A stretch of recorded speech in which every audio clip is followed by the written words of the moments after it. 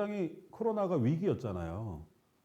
굉장히 아마 다운돼 있었을 겁니다. 그 디프레스된 사람들을 위로해주는 정말 힐링이 무언지를 체감하는 어떻게 보면 클리닉 센터일 수 그렇죠. 있습니다. 힐링크림.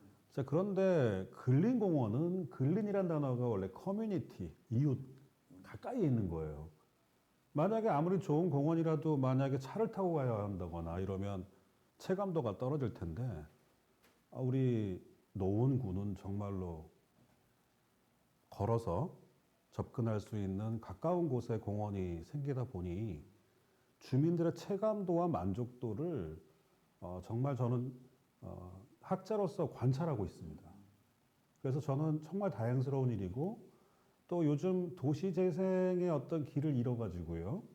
어떻게 도시재생을 실현해야 할지 참 고민스러운 상황인데 노원구는 그러한 실증적인 대답을 공원을 통해서 주민에게 돌려주고 있는 이러한 점 때문에 지금 학계에서 노원구가 지금 벌이고 있는 공원 사업이 한계가 아니거든요. 수변에다가 근린에다가 또 이게 클러스터화가 되면서 일부는 생활관광의 역할까지 하고 있어요. 그래서 저희는 세미나를 준비하고 있습니다. 이거를 그냥 둬서는 안 된다. 왜냐하면 이거는 서울이 또는 지방 모두, 국토 모두가 좀 따라할 수 있는 케이스가 될 수 있기 때문에 그러한 측면으로 제가 보기엔 높은 점수를 정말 드리고 있고요. 그리고 주민들이 만족감을 넘어서 약간 프라이드랄까요? 약간의 자부심 같은 거를 느끼는 것도 관찰이 됩니다. 이거의 어떤 성공 요인은 제가 보기엔 어떤 거냐면 굉장히 실천력이 뛰어난 실행력이 높은 리더와 그리고 굉장히 경험이 많은 테크노크랩 그리고 우리나라에서 가장 내노라하는 실무적 능력이 있는 조경 설계가의 어떤 협력적 거버넌스가 만들어졌기 때문에 가능한 거고요. 그리고 공원의 수준이 거의 국제적 수준이라는 부분을 말씀드립니다.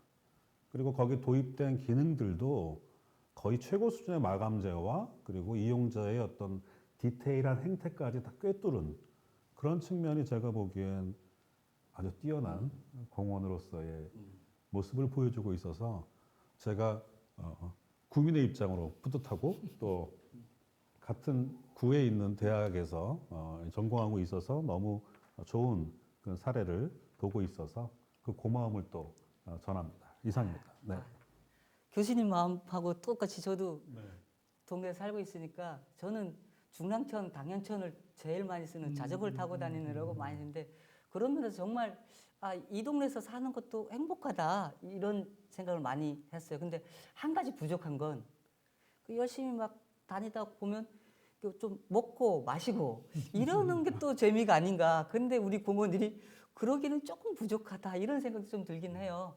그래서 앞으로 이제 우리 공원 부분, 힐링 부분을 어떻게 할지 청장님이 조금 더 보충해 주시고 마무리를 요구하시죠. 네, 먹고 마시는 이제 공원 산책로인데 그래서 실제로 많이들 요구하세요. 제일 많이 요구하는 게 화장실 문제하고요. 예, 특히 또 이제 그 뭔가 좀 음료 같은 걸 마실 수 있는 공간이었으면 좋겠다. 그래서 불암산 힐링타운은 그래서 이제 그 온실 카페 포레스트가 그래서 탄생을 했고요. 그거는 이제 또 뷰까지 너무 좋아서 뷰 맛집으로도 좀 많이 유명해졌고요. 경춘선 숲길도 이제 그 하랑대 철도공원에 그런 그 요구가 있는 걸 저희가 알았기 때문에 최근에 9월 달에 이제 기차가 있는 풍경이라고 기차 카페를 만드는데 이제 기차 컨셉에 맞게 그냥 일반적인 카페가 아니라 앉아 있으면 미니 기차가 이제 커피를 배달해 주거나 그다음에 우주 로켓이 발사한다거나 좀 이렇게 기차 공원에 놀러 왔으니까 뭐 실물 기차도 보고 카페도 기차와 관련된 여러 가지 모형물이라든가 실제로 움직이는 기차 같은 걸 배치해서 또 다른 오락적인 요소를 좀 가미해서 찾을 수 있게끔 그렇게 하고 있고요. 그다음에 영축산 같은 경우도 초입에 이제 그 마을 커뮤니티 공간을 만들어서 주민들이 자유롭게 좀 커피를 뽑아 먹을 수 있는 뭐 이런 정도 단순한 것도 좀 갖추고 있고요. 조만간에 당연천 워낙 이용들을 많이 하셔서 당연천의 그 성서대 앞 바닥분수 쪽에 저희가 푸드 그 청년들한테 기회를 줘볼 생각이에요. 그래서 푸드 트럭을 지금 조만간에 제가 설치해서 거기서도 간단한 음료라든가 분식이 가능하게끔 계획을 하고 있고요. 다만 중랑천하고 우이천은 국가 하천에는 그런 걸 못하게 해요. 법적으로. 당연천은 지방하천이라 그 규제가 없는데 중랑천은 굉장히 까다롭더라고. 그래서 중랑구 쪽에는 뭐 저기 오뎅이나 이런 거 파는 거 있지 않냐 그러는데 그거 다 불법이에요. 그 노점상들이 옛날부터 하고 있기 때문에 그거를 정리를 못 해내서 그렇지 실제로는 못 하는 겁니다. 그래서 중랑천에는 저희가 그거를 계획을 하고 싶어도 법적인 규제 때문에 못 하는데 당연천 이쪽은 가능하겠더라고요. 그래서 묵동청도 지금 다시 재정비 하고 있는데 그것도 끝나면 그쪽도 간단한 식음료를 할 수 있는 공간도 좀 구상하고 있어서 조금씩 보완해 가도록 하겠습니다. 네. 저는 그 공원에 다니면서 느낀 게 그 노원은 참 오래된 도시인데 사람들의 나이도 아파트 나이처럼 계속 먹어가는 도시라고 생각했는데 당연천 그 달빛 산책할 때 보니까 아이들이 그 젊은 엄마 아빠들이 아이들을 데리고 나왔더라고요. 그 모습도 보기가 되게 좋아서 이게 노원구가 생동할 수 있게 만드는 것이 아닌가 그런 생각을 해봤습니다. 그래서 그 불빛을 좋아하는 구청장 얘기를 조금 더 들어보고 싶은데 다음 주제 앞으로 나갈 주제가 많으니까 지금 30년 노원이 개발된 이후에 상정벽해가 된 이후에 또 다른 위기이자 또 기회를 맞고 있는데요. 그런 기회는 제가 생각하기에는 광운대 역세권 개발, 창동 차량기지 개발이지 않나 생각이 됩니다. 그래서 이제 어떻게 이 도심 부적격 시절이었던 차량기지, 철도 관련 기지들이 어떻게 하면 새로운 활력을 될 수 있을까? 어떻게 하는 게 의미 있는가? 먼저 저 건재순으로 하면 제일 먼저가 월계동이죠. 월계동 이야기를 박태현 교수님께 월계동에 어떤 의미가 있는지, 어떤 개발이 필요한지 한번 얘기를 들어보면서 개발 얘기 시작해 보겠습니다. 일단 월계동은 그 이름이 달월자에 이제 개천 신에계자가 들어갑니다. 원래는 양주시에 있던 월계리였던 곳이고요. 그리고 일부는 약간 소금기가 있어서 소금내라는 이명도 갖고 있습니다. 이것이 이제 도봉구를 거쳐서 이제 노원구에 편입되는 그런 과정을 거치고 있고요. 또 어떤 택리지나 이런 걸 보면 밤에 중랑천과 우이천 사이에 반달 모양의 땅 이렇게 해서 반달의 모습을 갖고 있다. 이렇게 월계동을 지명의 유래를 찾아볼 수가 있습니다. 그리고 좀 더 그걸 비틀어서 보면 달과 반달은 약간 해로 치면 조금 더 위축된 그런 부분을 보여줄 수 있습니다. 풀문이 아니라 이제 반달이거든요. 그래서 지역 경제에 대한 어떤 부분을 더욱더 확장할 수 있는 그런 키워드도 좀 가지고 있는 거로 보이고요. 그리고 약간의 엣지시티이기 때문에 약간의 변두리라고 하는 그런 인식도 과거에 어느 정도 가지고 있었습니다. 자, 그런데 지금은 월계동이 광운대 역세권이라고 하는 어떻게 보면 새로운 항공모함이 하나가 이렇게 딱 올라온 겁니다. 그러면 어떻겠습니까? 위치가 주변이 아니라 이제 새로운 중심이 되고요. 모든 사람들의 어떤 집분산의 거점이 됩니다. 그리고 높이도 상당히 올라가죠. 그건 중심성이 커졌다는 얘기입니다. 그래서 월계동은 이제 엣지나 주변이 아니라 또 다른 중심, 새로운 중심이 되고요. 또 노원구의 다양성을 보여주는 그런 공간구조 개편에 도움을 줄 수 있는 부분이고 또 대학과 젊은 층들이 좀 많이 모여 있기 때문에 새로운 변화를 줄 수 있습니다. 자, 그런데 우리 구청장님께서 또 영축산이나 또 주변의 월계의 중요한 인프라들을 연결하다 보니 그러한 강점들이 더욱더 커지고 있는 그러니까 상당히 위치 에너지와 함께 운동 에너지가 막 증가하고 있는 월계동의 모습이 아닌가라고 저는 관측하고 있습니다. 네. 네.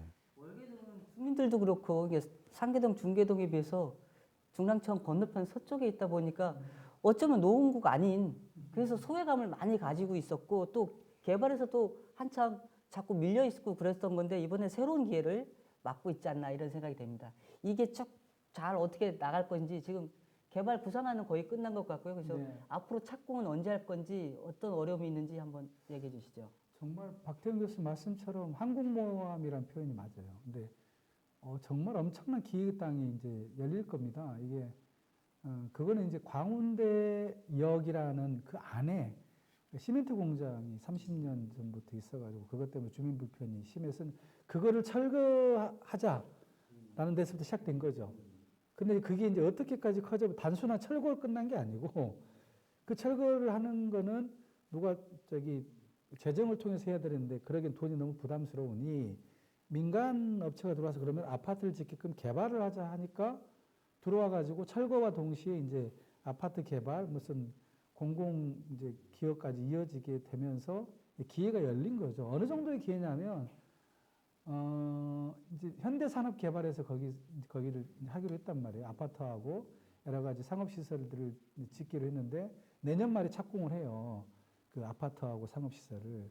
그 전에 이제 올해 말에 이제 시멘트 공장을 철거를 이제 시작할 텐데요. 저희가 12월 30일 날 이제 뭐 철거식을 할 텐데 내년 말에 착공을 하면 이게 단순한 아파트 단지가 아니고 아파트 2,900세대에 49층짜리 상업시설이 올라가죠. 노원구에서 가장 높은 빌딩입니다. 상업시설 안에는 영화관, 호텔, 그 다음에 별의별 편의시설이 다 들어갈 거고요. 특히나 현대산업개발이 짓는 이 아파트 단지는 우리가 흔히 지금 주변에서 보는 그런 아파트 단지하고 차원이 달라요.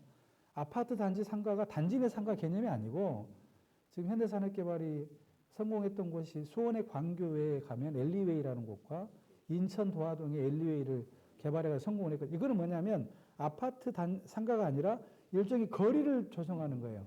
근데 저도 도화 엘리웨이와 광교 엘리웨이를 갔는데 그렇게 길진 않아요. 근데 여기 노원은 광운대에게 800m 스트리트 쇼핑몰을 만든다는 거잖아요. 거리를.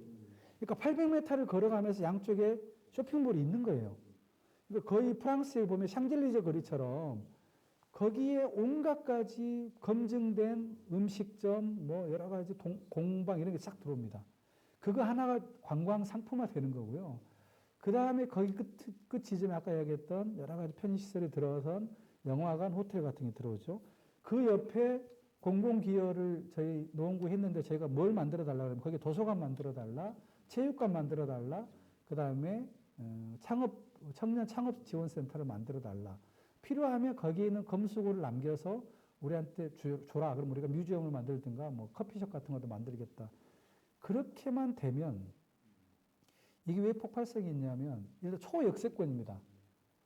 광운대역 안에다 아파트를 지었잖아요. 그 바로 그냥 지하철하고는 지척인 거고요. 그 다음에 노원에 좀 불리했던 그 교통망 중에 GTX 신호선이 내년에 들어옵니다. 내년에 시작을 합니다. 내년 말에 착공을 하거든요. 그럼 5년 후에 GTX가 들어옵니다. 이 GTX는 강남까지 10분이면 갑니다. 그러니까 완전히 사통팔달로 이게 의정부까지 간단 말이에요. 그러니까 교통면에서도 그렇고 접근성 면에서도 그렇고 이 거리와 상업시설과 공공 기부 체납 부지가 어우러지면 저는 지금 이 노원역 주변에 이 노원 문화의 거리가 바짝 긴장해야 됩니다. 이 주도권을 넘겨주게 돼 있습니다. 이 상태로 가면. 노원역 문화의 거리가 지금 상태에 변하지 않으면 이 주도권은 반드시 광운대역으로 갑니다.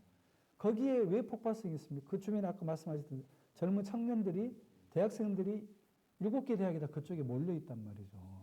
충분히 그쪽으로 오면서 거기서 먹고 마시고 모든 게 이루어지고 하나의 문화시설들이 들어서고 그렇게 되면 뭐 공연장이나 이런 것도 다 들어오려고 할 거고 그러면 이제 예를 들면 대학로 가서 놀듯이 성신여대 앞에 가서 놀듯이 건국대 앞에 가서 놀듯이 뭐 홍대하고는 거리가 좀 다르지만 그렇게 젊은이들이 애호하는 그런 광장으로 되기 때문에 그리 되면 문화의 중심인지가 저는 월계동으로 넘어가서 더 이상의 노원의 변방이 아니다.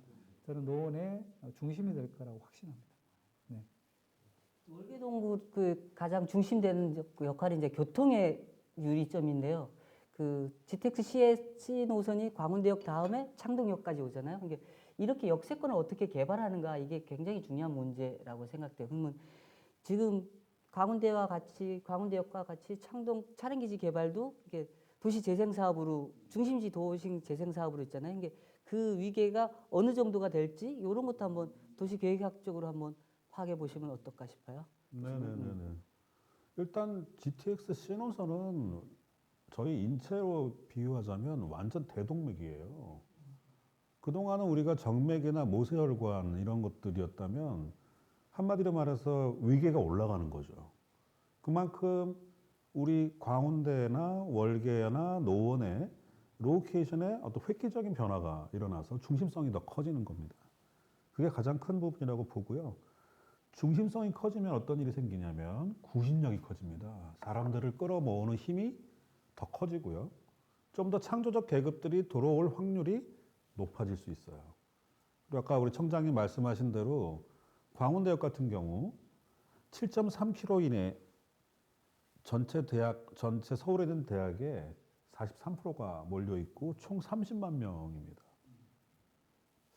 아마 제가 보기에는 지식 융합 이런 부분을 다 고려했을 때 폭발력이 굉장히 클 수 있고요. 그리고 우리 노원이 생각하고 있는 어떤 생산적 기능, 산업적 기능 또는 자족도시로의 진화 이런 부분을 풀어줄 열쇠가 그 안에 분명히 있을 겁니다. 그리고 아까 또 하나의 열쇠 중에 하나가 문화적인 힘이 이제 생길 건데요. 문화적인 힘이 생겨야 창조적인 인물들이 이곳에 방문하고 정주해서 또 생산적인 일을 하는 그 관계로 돌아갈 수가 있습니다. 순환적 관계에 놓여 있기 때문에 저는 그런 부분이 지금 남겨진 GTX 신호선과 광운대역 그리고 차량 기지 이 부분과 맞닿아서 미래의 자산으로 분명한 역할을 시작하고 있다고 저는 봅니다. 지금도 계속해서 위치에너지와 운동에너지가 바뀌고 있고요. 그래서 그런 부분을 충분히 우리 노원구가 간파하고 있고 그 부분을 주민들이 지켜보는 것도 상당한 즐거움이 되실 수 있다 이런 생각이 듭니다. 네. 그리고 월계 있지 않습니까? 네. 이제는 변방 아닙니다. 월드 플러스 세계가 월계입니다. 네, 아주 월드 세계. 네네. 월드 세계 이 기분 좋은 희망이 사실 상계동도 하나 있지 않습니까? 차량 기지인데 오랫동안 논의되면서도 뭔가 되는 것 같으면서도 안 되는 것 같고 사실은 그렇습니다. 지금 4호선 연장된 게 시운전도 하고 있는데요. 앞으로 어떤 절차, 어떤 과정, 뭐 어느 정도 시간이 걸릴 것 같습니까? 아까 월드 세계? 월드 플러스 세계. 상계도 이제 더 크죠 폭발력으로 보면 네. 이쪽이 이제 근데 이제 우리가 이제 바이오 단지를 지금 꿈꾸고 있는 거잖아요. 실제로 이 차량 기지하고 면허시 현장은 이 땅이 비려면 5년 후입니다. 5년 후에 비게 되고 거기에 7만 5천 평 땅이 이제 생기니까 광운대 역세권에 비하면 뭐 땅 규모는 어마어마하게 큰 건데 거기에 이제 뭘 지을 거냐 가지고 되게 좀 논쟁이 좀 있었죠. 근데 우리 노원 구민들은 제가 파악하고 있기로는 산업단지가 들어와야 된다. 일자리가 창출되는 어떤 쇼핑몰, 뭐 야구 동구장, 뭐 대학 캠퍼스, 제2 캠퍼스 유치, 그다음에 환승 터미널 뭐 이런 이야기도 있었는데 구민들이 가장 원하는 건 워낙에 노원구가 베드타운이고 잠만 자는 도시여서 일자리가 가까운 곳에 있었으면 좋겠다. 직주 근접, 직장과 주거가 가까운 직주 근접 도시를 꿈꾸기 때문에 거기에 산업단지가 들어왔으면 좋겠다는데 다 동의를 하시는 것 같아요. 근데 산업단지라는 건 여러 종류가 있는 거잖아요. 근데 산업단지 중에서도 미래의 산업단지를 보통 우리 전문가들은 반도체, 자동차, 바이오 이렇게 꼽습니다. 근데 이 부지에 뭐 반도체 공장을 유치할 수 있는 것도 아니고 자동차 공장을 유치할 수 있는 것도 아니고 결국은 바이오 단지거든요. 그리고 그게 가장 일자리 창출 효과가 높다고요.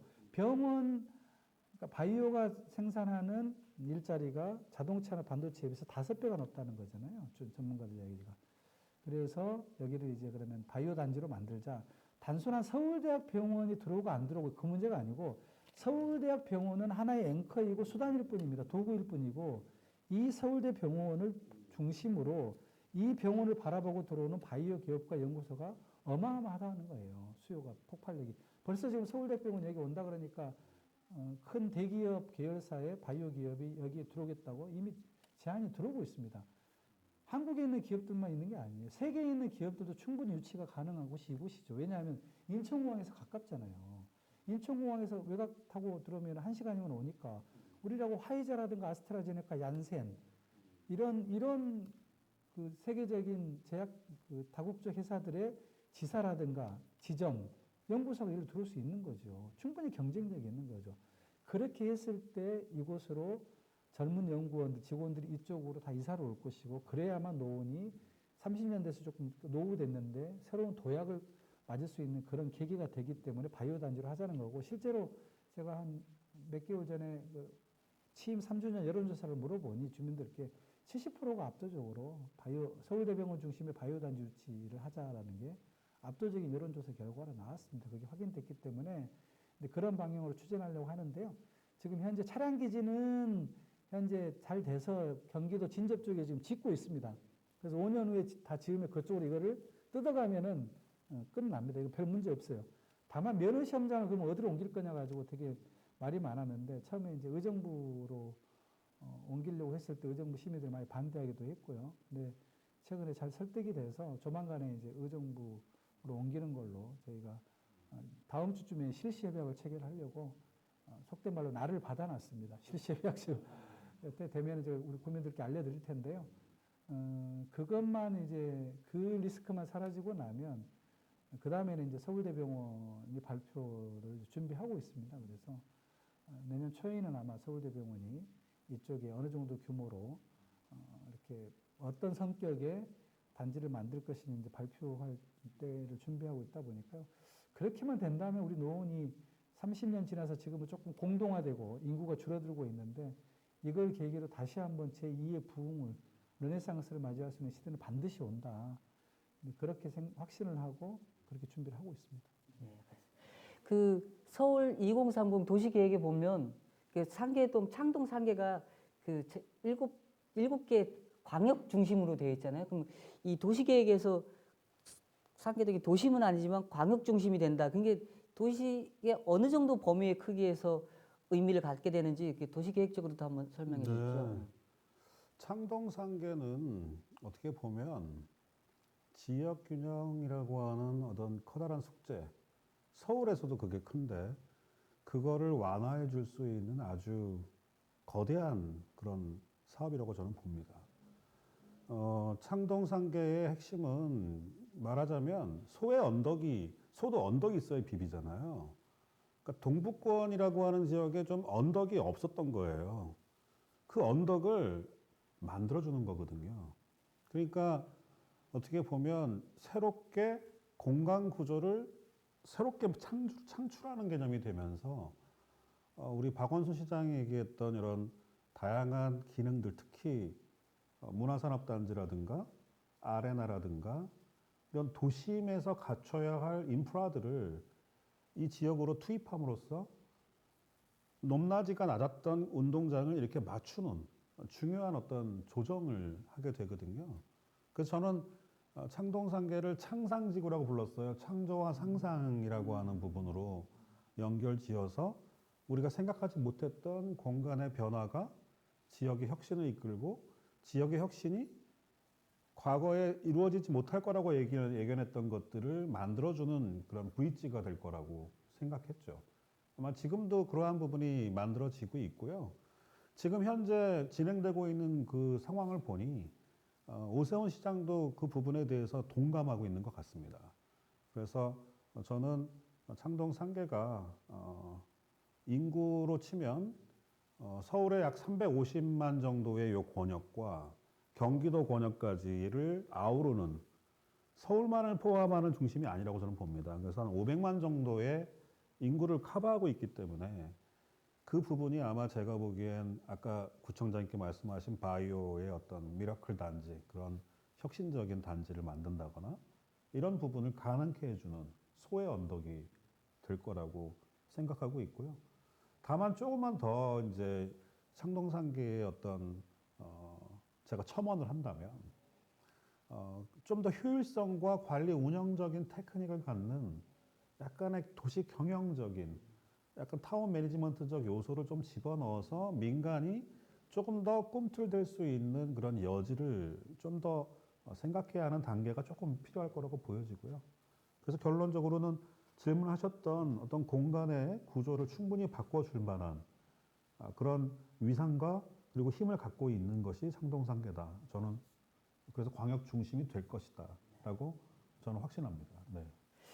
벌써 노원구가 30년 되어서 광운대 역세권과 창동상계 역세권 이 두 가지가 새로운 우리 미래 비전으로 되고 있는데 그런데 지금 현재 살고 있는 우리는 30년 된 녹물이 나오고 차 세울 데도 없는 아파트에 살고 있단 말입니다. 그래서 주민들은 그 아파트 재건축에 관해서 관심이 굉장히 많은데 또 쉽게 될 것 같지는 않고 그런 것 같습니다. 어떻게 지금 진행되고 있고 구청에서도 많이 애를 쓰고 있는데요, 그죠? 말씀해 주시죠. 최대 현안 사항이고요. 이거는 반드시 해야 될 일입니다. 이거는 이제 돌파해야 될 일이고요. 일단은 기본적으로 주거 환경이 열악합니다. 제가 2년 전에 구청장 되고 나서 노원의 인구가 줄어드는 이유를 이제 우리 박태윤 교수님한테 의뢰해서 이제 그때 조사 결과가 왜 이사를 갔냐.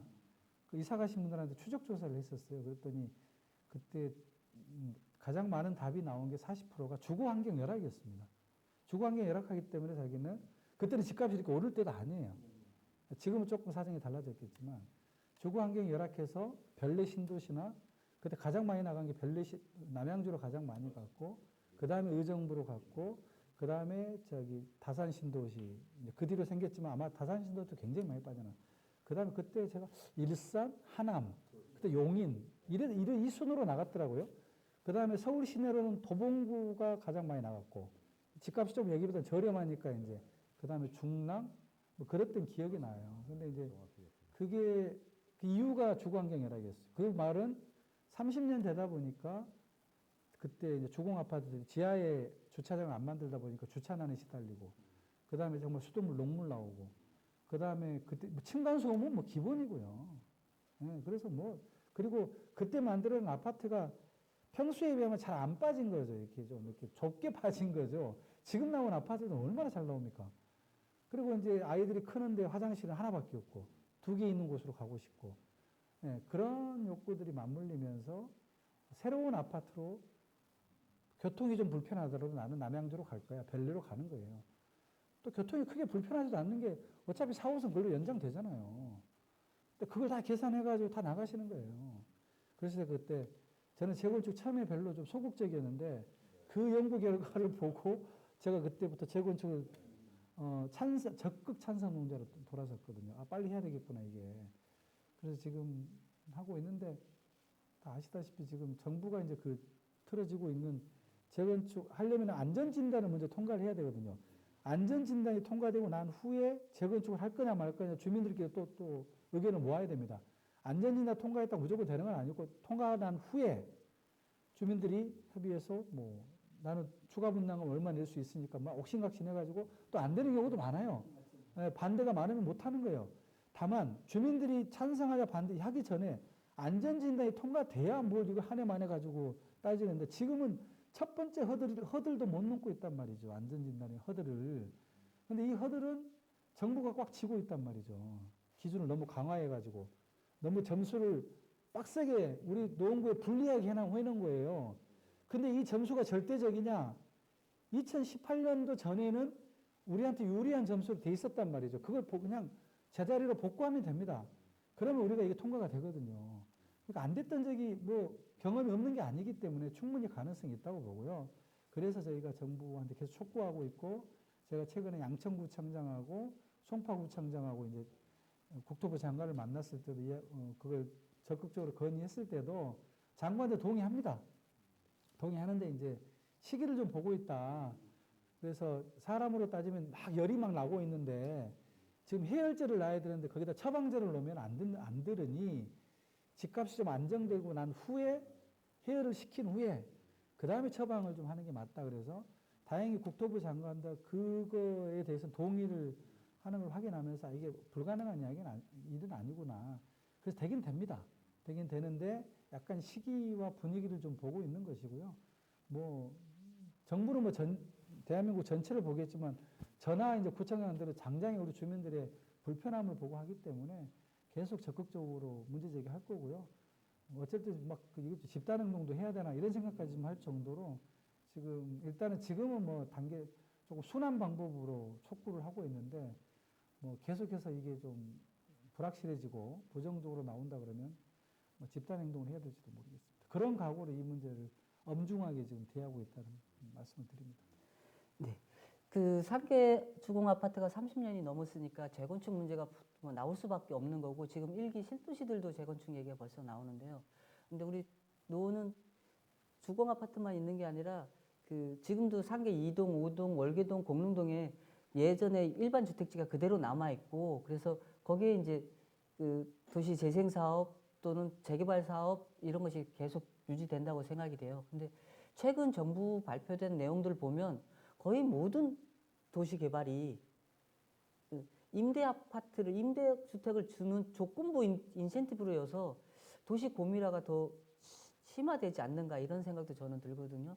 요즘 이게 도시 재생 또는 도시 재개발과 관련해서 이제 컴팩트 시티 뭐 지난번 선거 때 서울시장 선거 때도 20분 도시 뭐 15분 도시도 나오는데 그런 것이 어떤 개념인지 우리 노원은 그런 점에서 뭘 좀 배울 게 있는지 교수님이 한번 얘기를 해주시죠. 사실 그 도시가 원래부터 그 편리함에 대한 부분을 중첩시킨 어떤 인류의 발명품입니다. 도시 자체가.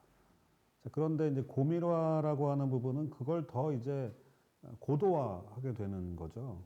사람들의 어떤 그곳에 가고자 하는 욕구가 더 많아지게 되면 수용할 수 있는 공간을 좀 더 효율화시키다 보니 컴팩트 시티라고 하는 아주 고밀의 그릇을 만드는 건데요. 이게 잘 나가다가 요번에 코로나 때 한번 이렇게 조금 흔들림이 있고 또 분산의 어떤 가치를 약간 일깨워준 측면은 있지만 제가 보기엔 다시금 아마 컴팩시티에 대한 부분을 계속적으로 아마 발전시킬 가능성이 있어요. 다만 그 기술이 어떻게 연결되느냐, 그러니까 스마트한 컴팩트, 그러니까 관리하고 그리고 통제할 수 있고 또 충분히 느낄 수 있는 그런 곳으로 가야 하기 때문에 아마 스마트 시티라고 아마 들어보셨을 겁니다. 그 스마트 시티가 어떻게 보면 좀 더 효율적이고 그리고 손에 닿을 수 있으며 또 사람들이 갖고 있는 채워지지 못한 어떤 도시 욕망을 해결해 줄 수 있는 부분이 될 수 있을 겁니다. 아마 15번 시티 이것도 마찬가지 기본적으로는 보행에 대한 것을 갖고 있지만 일반적으로는 스마트함에 대한 요소들이 그 곳곳에 스며 있고요.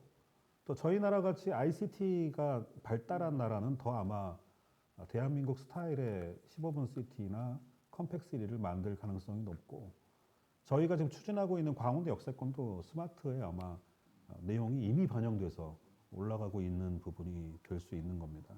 그래서 저는 우리 노원도 그러한 스마트 시티라고 하는 제4차 산업혁명이 어느 정도 반영된 똑똑하지만 그리고 밀도도 어느 정도 갖는 그래서 수평과 수직이 연동되는 그런 곳으로 진행되고 있다고 저는 생각하고 있습니다.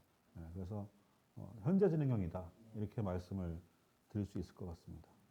현재 진행형으로 도시가 개발된다고 한다면 저는 이렇게 스마트 시티나 컴팩트 시티도 이렇게 아파트를 재건축하기보다는 기존의 상계 2동, 5동 이게 일반 주거지를 고밀화시키고 거기에 스마트한 요소를 집어넣으면서 주공 아파트에 있는 사람들도 비껴 나올 수 있는 기회를 줘야 이걸 재건축할 수 있지 않을까 이런 생각이 듭니다.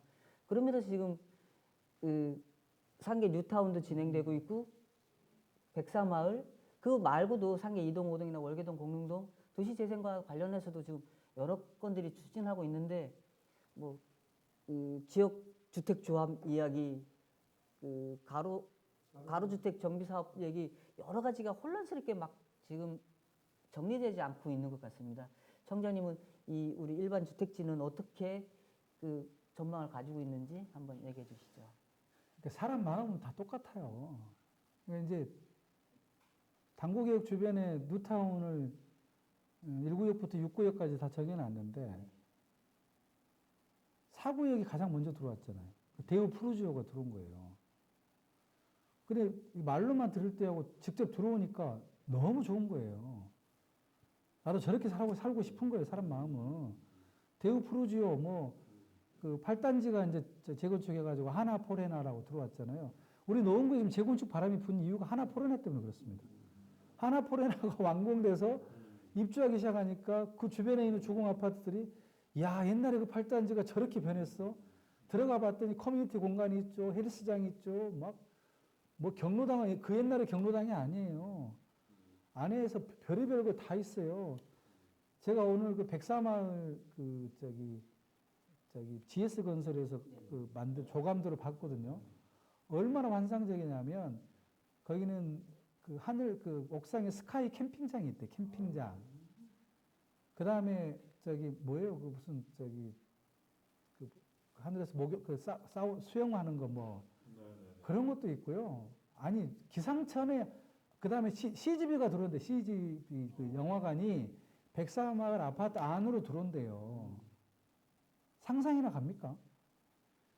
기존의 생활이 완전히 획기적으로 변해버리는 아파트 단지 안에서 모든 게 다 이루어져요. 한마디로 스타필드가 아파트 안으로 들어와 버린 거예요. 이제는 아파트가 이렇게 변해요.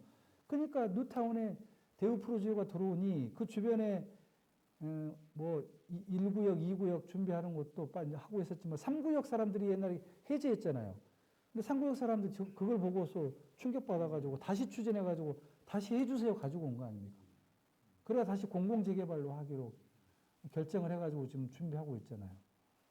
그러면은 그게 상계 3, 4동인데 그 옆에 있는 상계 5동과 상계 2동 옛날에 상계동의 원조가 그 동네 아닙니까? 일반 주택가 많은 곳. 거기도 주차난에 어마어마하게 시달리고 거기는 또 공원도 없어요. 아파트 단지는 그래도 옛날에 계획적으로 개발하면서 근린공원을 많이 넣었단 말이에요. 근데 상계 2동하고 5동 공원이 없습니다. 옛날에 자연 발생적으로 일어난 그런 주택 도시 계획이 있기 때문에 도시 계획이랄 것도 없죠. 전부 다 연립 빌라 촌으로 이어져 가지고 그게 공릉 1동도 그래요. 공릉 1동도. 그러니까 그분들도 우리도 재건축하고 싶다. 재개발하고 싶다. 당연히 그렇게 움직이는 거죠.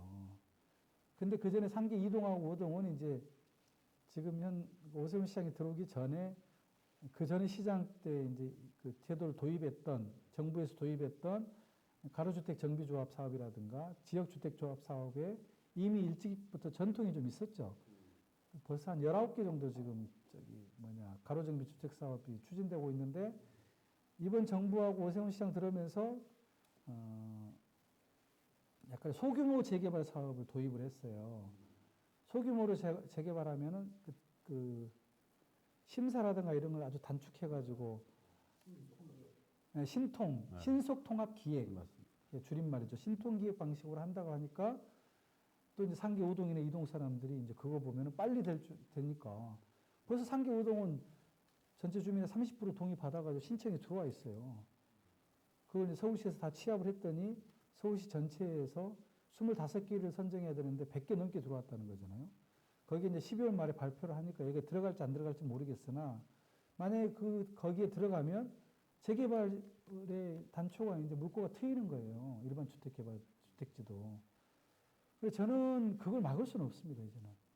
거기 사는 사람들도 저렇게 아파트 같은, 나도 하나포렌 하나 대우 프로지오처럼 살고 싶다라는 욕구가 있는 거기 때문에 저희는 적극적으로 그거를 구청에서 지원할 수밖에 없는 것이고요.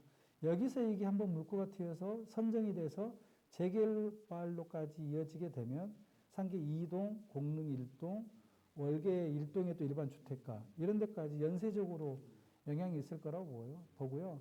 결국은 지금 일반 주택지들도 아마 노원에서는 결국은 사라질 거다. 그래서 전부 다 거의 한 90% 이상은 아파트로 다 변해서 그야말로 상점백회가 될 거다. 당고개역이 지금 1구역부터 6구역하고 희망촌까지 재개발하면은 총 11,000세대가 들어와요. 하나의 신도시가 들어오는 거예요. 11,000세대면. 지금 우리 태릉골프장 그게 줄여도 6,800세로 줄인 거잖아요. 그거에 2배 가까운 세대가 당구구역 주변에 아파트로 들어온단 말이죠. 그 노후는 완전히 다 변하는 거죠. 아파트 도시로. 근데 2동과 5동으로 저는 그렇게 재개발로 가는 게 맞다고 봅니다. 네. 그 주거 환경을 더 개선하는 문제는 계속 할 수밖에 없고요. 아파트도 30년이면 재건축을 하는데 일반 주택지는 더 그럴 거라고 생각이 됩니다. 그런데 저는 노원구가 과연 얼마나 사람이 사는 게 적당한가. 지금 인구 64만에서 51만까지 떨어졌는데 이 인구가 더 주는 게 문제인가? 더 늘려야 되는가? 이런 고민도 해보면서 과밀도시를 계속 추구해야 되는가 이런 생각이. 지금 태릉 골프장 아파트를 새로 짓는 것 더 좋은 요건에서 하는 거는 좋은데 도로가 더 늘어난다든지 더 이제 뭐 유통 시설이나 여가 시설이 늘어나지 않는 상태에서 주거 시설만 늘어나는 이 불균형. 노원구가 주거 중심으로 만들어져서 생기는 문제 때문에 지금 창동 개발을 하면서 차량기지 개발하면서 일자리도 만들고 거기다 다른 것도 만들자고 하는데 계속 주거 개발하는 것과 둘이 지금 부딪히고 있다. 이런 생각이 좀 많이 들어요. 그거 이제 정리하면서 교수님께 그러면 그 노원구 인구 줄어가는 문제에 대해서 교수님이 연구하시면서 노원구는 앞으로 어떤 그 가능성을 가지고 어떤 네. 장점을 가지고 어떻게 가야 되는가 얘기를 한번 해주시면 노원구는 아주 젊고 야망 있는 도시였어요. 근데 도시도 하나의 유기체라 나이가 들어요. 그래서 지금 우리 과거에 신도시로서 젊은 신혼부부가 많았던 노원은 이제 그분들이 이제 나이가 드시면서 장성한 아이들을 이제 결혼시키고 또 가정이 분화되는 그런 과정도 거치고 있고요. 또 하나는 주택의 질이 자꾸 떨어지니까 현실적으로 아까 말씀하셨던 인간의 기본적인 본능이죠. 좀 더 좋은 공간에 살고 싶은 마음을 억누를 수가 없게 됩니다.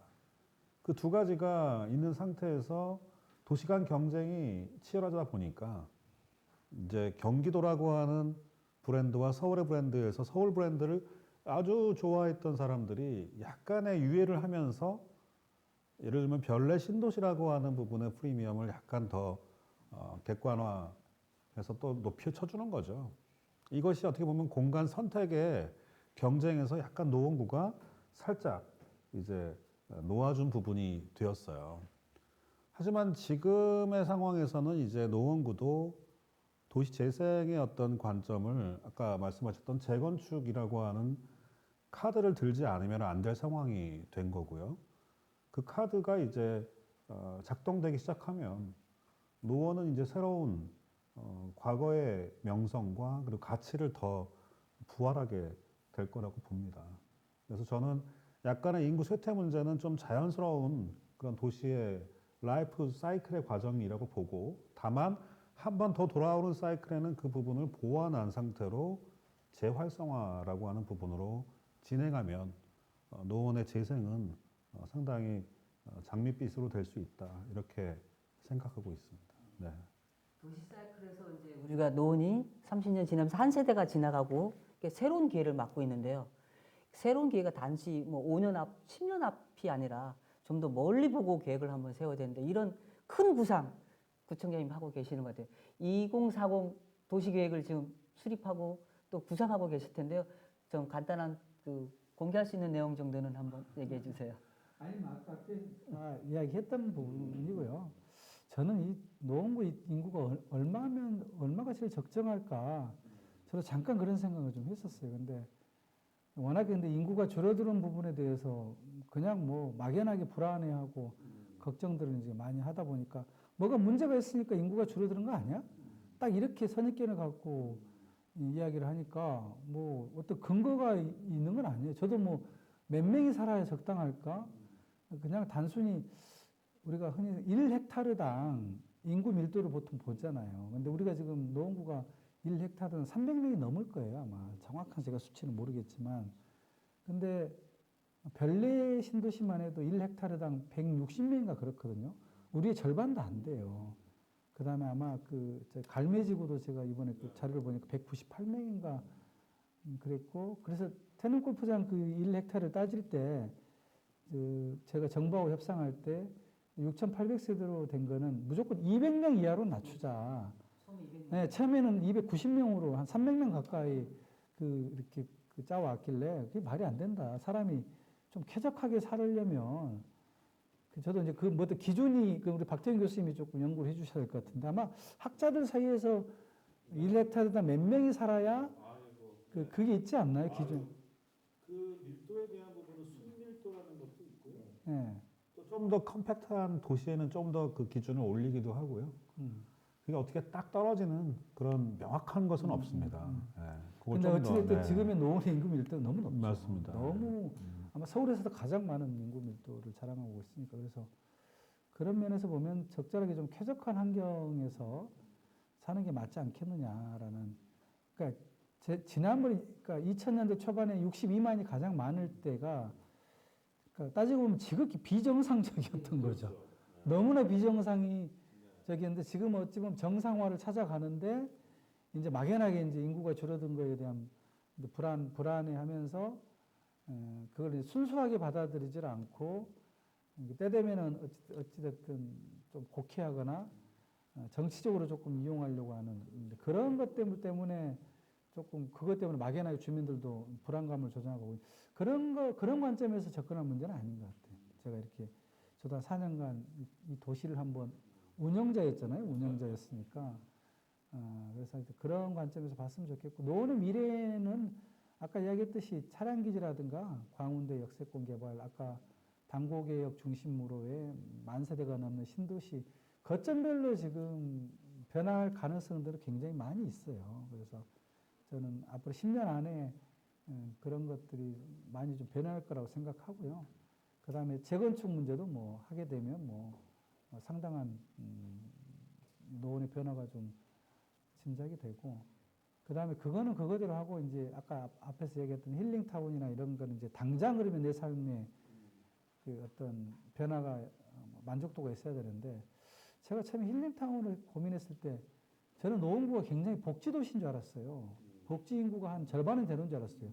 근데 구창년 돼서 보니까 다 계산을 해보니까 복지 대상자가 20%도 안 되는 거예요. 한 52만 중에 한 10만 명 되나? 기초생활수급자, 뭐 기초연금 받으신 분들, 차상위 계층, 뭐 한부모 가정 다 중복체크 빼버리니까 10만 명이 안 되는 거예요. 전체 인구 52만 중에 10만 명이 안 되면 25%밖에 안 되잖아요. 그럼 나머지 75%는 뭐냐? 나도 세금 내는데 구청은 나를 위해서 뭘 해주냐? 맨날 그 어려운 사람들한테 예산이 가는 것 같고 전체 예산의 60%가 복지 예산으로 간단 말이죠. 그럼 나를 위해서 뭘 해줄 거냐? 이런 욕구가 좀 있더라고요. 선거 때 이렇게 쭉 주민들을 만나보니까. 그래서 그건 제가 자연으로 돌려드리겠다. 또 문화로 돌려드리겠다. 그래서 그때 구상을 해서 제가 자연과 문화 속으로라는 슬로건을 이제 걸게 된 이유가 그러면서 자연의 명소를 만드는 거. 이거는 복지 대상자와 아닌 사람이 구별이 안 가잖아요. 생애 주기별로 다 평등하게 자연을 누리는 거잖아요.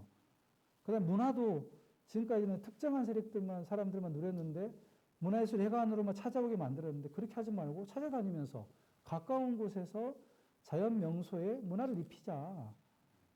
근데 그걸 많이 못했어요. 코로나 때문에. 그러니까 코로나로 인해서 자연환경 많이 좋아졌는데 제가 가장 아쉬운 거는 문화 쪽에 상당한 투자를 계획을 했었는데 그걸 못한 게 가장 아쉽고요. 그래서 그거는 기회가 주어진다면 정말 노원이 문화도시로 성장해야 된다라고 그거는 저의 확신입니다. 그래서 뭐 최근에 이제 조만간 우리가 20일 날 뭐 영국의 테이트 미술관 특별전도 유치한 것도 그런 계획의 일환이었는데 이제 한 3년 시도 끝에 이제 결실을 맺었는데 미래는 미래대로 현재는 현재대로 그 투 트랙으로 이렇게 이 도시가 가야 오래 머물고 싶은 그런 노원이 되지 않을까 이렇게 기대를 해봅니다.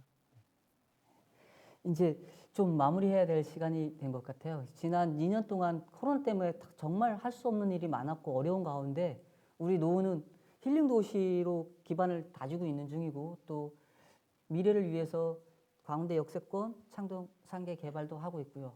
그리고 남아있는 과제들에 대해서도 한번 쭉 살펴봤습니다. 마지막에 정리하면서 우리 박태원 교수님이 지금 유튜브 채팅창에도 그런 얘기가 나오네요. 구상은 박태원 교수님, 실행은 구청장님 이런 얘기 나오는데 조금 더 노원이 더 행복한 도시가 되기 위해서 필요한 얘기 한마디 정도 또 해주시죠. 노원 구민의 어떤 그 인구 계층의 변화 좀 눈여겨 보면 라이프 스타일이라고 하는 부분이 굉장히 눈에 들어옵니다. 그리고 지금의 현 우리 구청장님께서 그 세대의 어떤 특성들과 또 그분들이 요구하는 어떤 필요한 것들이 있어요. 그거를 이제 상당히 중요한 것들을 많이 공급해 주셨어요. 힐링이라고 하는 부분에 비타민을 주셨거든요. 근데 저는 앞으로는 조금 더 중요한 그 고차원의 그 삶의 이유가 뭐냐면 문화입니다, 문화. 문화적 자존감이나 그리고 문화적인 부분이 아주 생활 속에, 일상 속에 잘 투영될 때 정주 공간으로서의 확실한, 그리고 타인에게도 권장할 정도의 그런 애착을 갖게 되거든요. 저는 그 단계로 가는 단초를 상당히 잘 만들었다고 봅니다. 공원 재생을 통해서 만들어진 아주 단초만 보더라도 확실하고요. 이것이 메가 프로젝트인 광운대 역세권이나 창동 차량기지나 이런 메가 프로젝트와 연동되고 핵심인 재건축이라는 부분과 만나게 되면서 문화적인 부분은 더 강력해질 거라고 보고요. 특히 저는 노원이 아까 말씀드렸던 대학 도시로서의 MZ세대가 상당히 많이 모여 있거든요. 이들이 곧 뭐냐면 정주 인구로 지금 딱 편입되지 못하고 있어요. 하지만 요즘에 인구 개념이 좀 바뀌어가지고 정주 인구도 중요하지만 방문 인구, 집객 인구 이것도 굉장히 커지고 있거든요. 저는 그래서 젊은 층들이 대학 생활하는 그 몇 년 동안에 여기서 체류하고 있지만 또 그들이 새로운 노원의 구성인자로 들어올 수 있는 기회도 상당히 커질 거라고 저는 생각하고 있습니다. 그리고 창동상계라고 하는 부분에 큰 도심이 생기고 그리고 문화적인 랜드마크로서의 어떤 공연 시설이나 또는 제가 보기에는 하천 주변의 어떤 정비가 자전거를 타는 분들이든 보행을 하는 분들이든 또는 체력 단련하는 분들이든 엄청난 만족감을 제시하고 있어서 저는 앞으로의 어떤 노원의 미래는 문화를 통한 좀 더 수준 높은 도시로의 어떤 독립이 이루어질 거라고 보고요.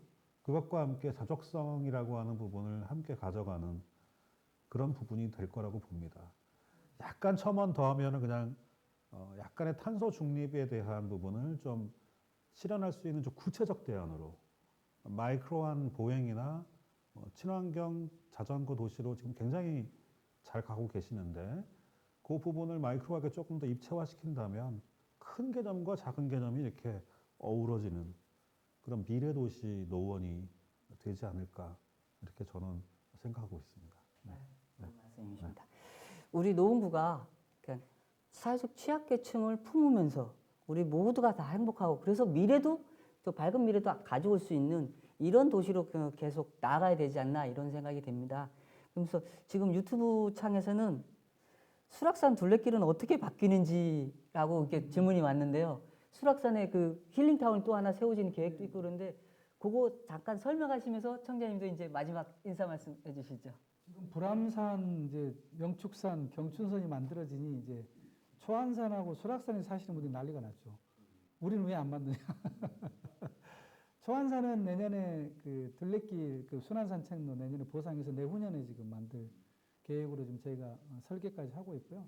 수락산은 이미 순환산책로를 지금 착공에 들어가 있습니다. 그 상계 일동의 그 디자인거리 그 만남의 광장 그 가장 주 등산로인데요. 그 먹자골목 끝부분 거기서부터 시작해서 상계 일동 상원중학교로 해서 상계 구동 한옥어린이집 이쪽까지 한 1.5km 정도 순환산책로를 지금 저희가 착공을 해서 내년 5월에 다 완공을 하면 1단계 순환산책로가 만들어지고요. 그 다음에 바로 그 옆에 옛날 그 수락 배드민턴장 올라가는 그 비닐하우스나 이런 게 있거든요.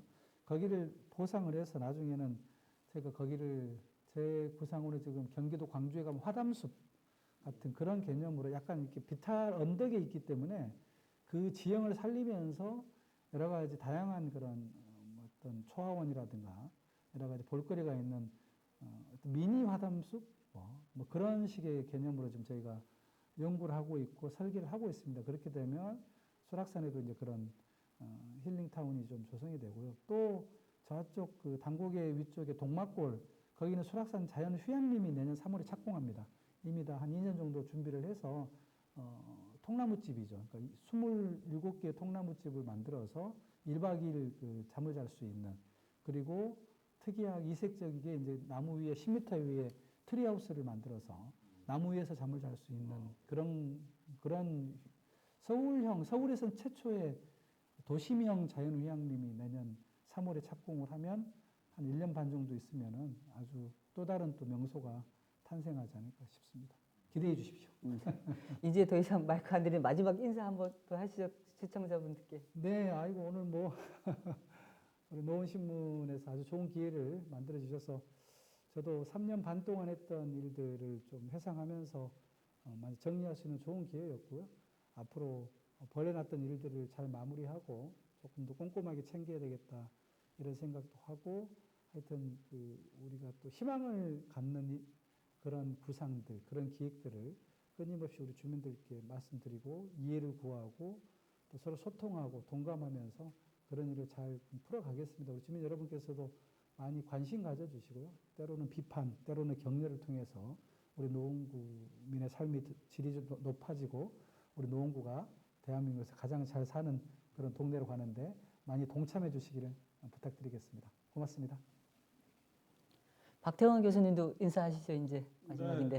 맨날 학생들하고 있다가 이렇게 현장에서 노원구를 직접 이끌고 계시는 야전사령관 우리 구청장님 함께 현안과 도시의 과거, 현재, 미래를 다 꿰뚫는 이런 좋은 자리에 불러주셔서 저도 많은 자극이 되었습니다. 저도 광운대를 대표해서 지역사회에 대한 문제 해결하기 위한 대안을 위해서 더 많은 연구와 그리고 노력을 하겠습니다. 감사합니다. 네. 노원구는 이제 새로운 전기를 맞고 있습니다. 구체적인 어떤 목표를 세우는 것도 아주 매우 중요하고요. 그러기 위해서는 지금이 어떤 건지 깊이 이해하는 것도 아주 중요한 것 같습니다.